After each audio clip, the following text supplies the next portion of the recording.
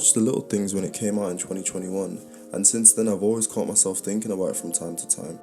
Crime thrillers are notorious for insane resolutions completely subverting expectations.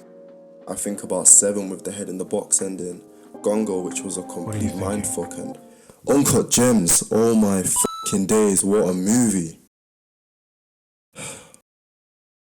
Okay, back to the video. My point is, The Little Things completely subverted my expectations, and I reckon a lot of the audiences as well. And if you watch this movie, you know that this is to do with the identity of the killer that the story is intrinsically tied to, and us not really having a cut and dry reveal. This was intentional by the director, giving us a new perspective on crime thrillers, and as frustrating as it was in the moment, looking back now, it was really a unique and a well-executed message. But for those who are unaware, let's not waste any more time and just get into it. The movie kicks off with a woman driving alone at night.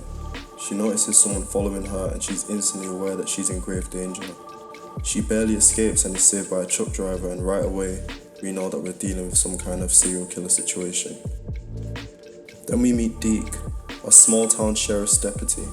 He's sent to LA to pick up some evidence, but it turns out he used to be a detective there.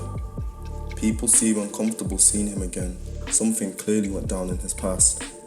While he's there, he gets pulled into an ongoing murder case that mirrors one he never solved years ago.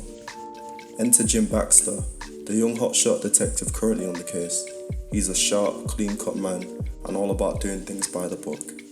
At first, he's not too sure about Deke tagging along, but pretty soon he realizes the guy knows his stuff, even if he's kind of intense and secretive.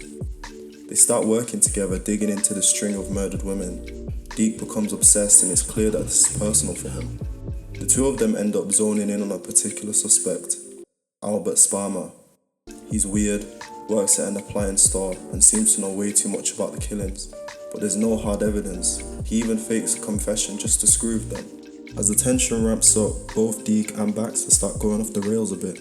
We learn through flashbacks that Deke accidentally killed a young woman during a stakeout years ago and covered it up with the help of a coroner buddy.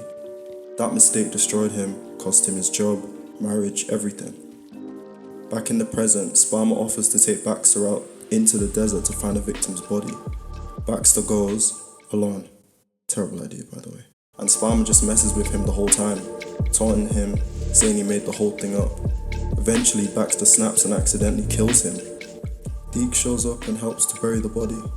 He coaches Baxter on how to live with it because he's done this before.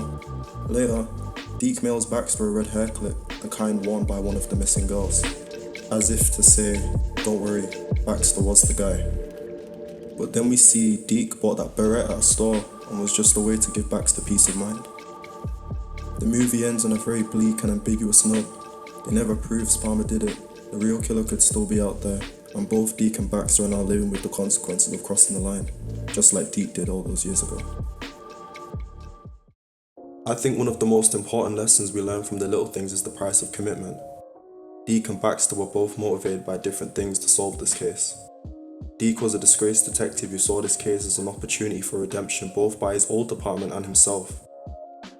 He still blames himself for the mistake he made all those years ago, and it gnaws at him constantly.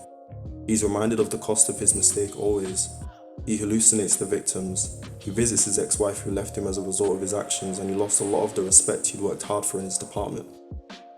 Baxter was a bright and up-and-coming detective who, till this point, had probably not had a larger case than this, and so saw a chance at really bolstering his career.